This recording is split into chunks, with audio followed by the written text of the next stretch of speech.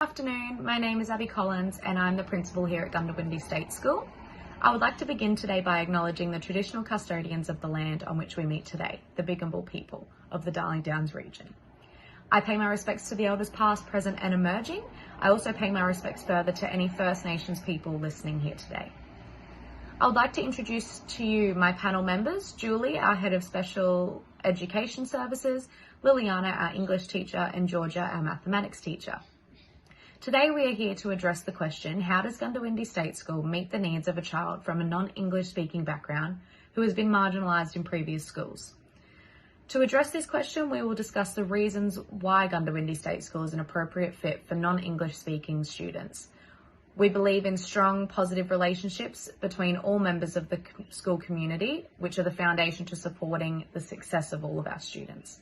We strive to promote inclusivity and understand that supportive and stimulating environments are required for a positive student experience. One of our 5 school rules is teamwork, so we have come together today as a panel to offer our knowledge and services as a team rather than individuals. Here at Gundawindi State School, we have 11% of our students who come from a non-English speaking background and 19% of students who identify as Indigenous. We acknowledge and support cultural diversity and inclusion in all aspects of our school, as we are encouraging students to come as you are. The panel will use a hypothetical Year 5 student called Jessica to address this question. There are a range of strategies and programs that we offer here at Gundawindi State. The other panel members will further discuss these options and support the questions as to why Gundawindi State School is the best school for Jessica. They will discuss the special education program, band scales framework, and the positive behaviour for learning in the classroom and as our whole school approach. I will now pass over to our Head of Special Education Services, Julie Olsen, who will discuss some of the specific approaches and programs we have in place to support student learning and inclusivity for all students. Thank you, Abby, and good afternoon to everyone gathered here today. My name is Julie Olsen, and I am the Head of Special Education Service. Today, I will introduce you all to our school approach and programs. Here at Gundawindi State School, we use the PBL, the Positive Behavior for Learning approach, which operates in all classrooms and programs.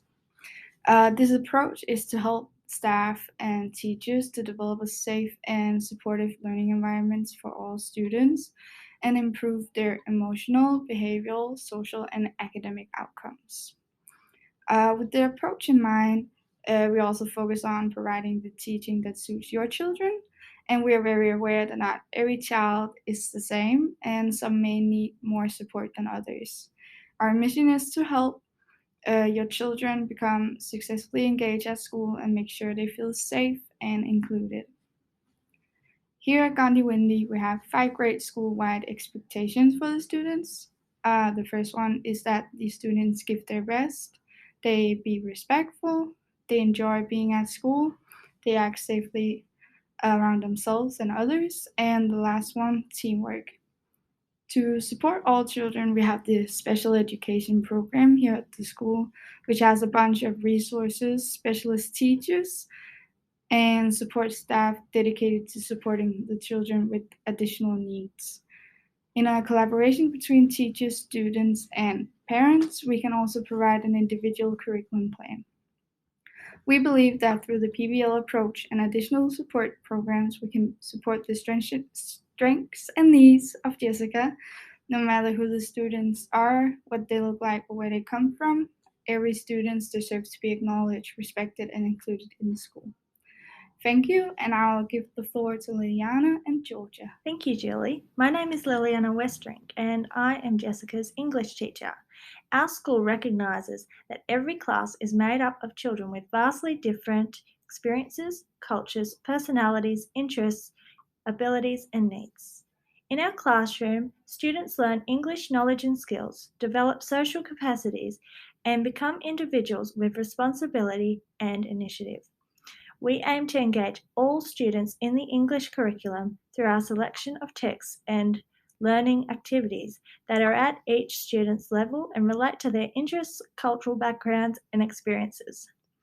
I know from my experience as an English teacher that children with English as an additional language or dialect are often marginalised in the English classroom because they are expected to learn and be assessed in the dominant language of instruction while they are still learning the language. Students who perceive they are behind their peers often disengage in literacy learning.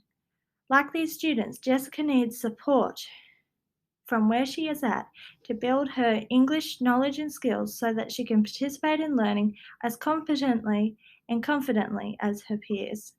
In our classroom, we will use positive behaviour for learning to teach Jessica behaviours that will help her to learn. We will also use the band scales framework to monitor where Jessica is at with her English learning and to identify where she needs more support.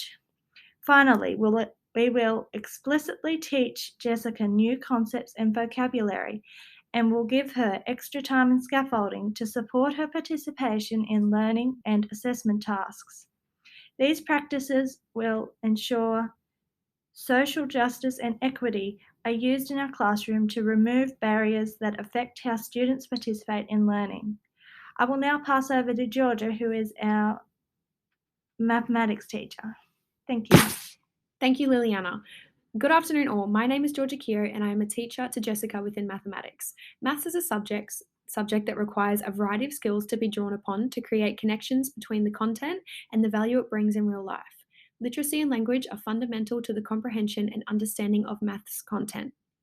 In my classroom, I create education that is purposeful to students through the active participation and the learning, creating experiences to build confidence and grasp concepts.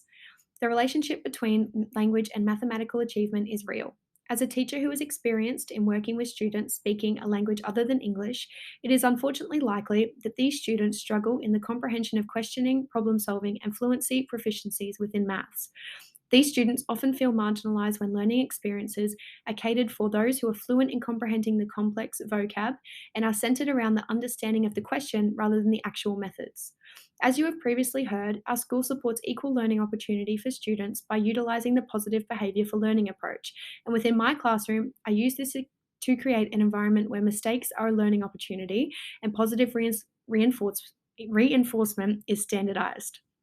Concrete materials and activity-based learning is optimal for maths comprehension, and I alter this curriculum to suit this, as it develops a student's concrete understanding of skills and allows understanding of problem solving rather than the literacy-based learning only. In partnership with both of these, our classroom learning involves total physical responses, TPR, to content, a technique that I have adapted to suit our curriculum. It relies heavily on active participation of students so that they are immersed within the learning experience, facilitating comprehension and retention of concepts without heavily relying on the words and expressions.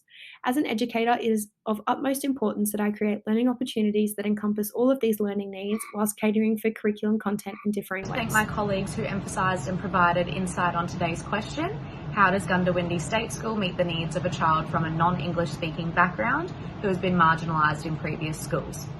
Today we discussed our whole school approach, the PBL, and how this has been implemented in the classroom alongside other practices and programs which ensure all students feel safe, supported and included in our school and community.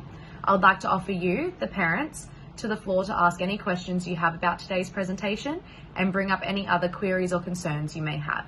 Thank you.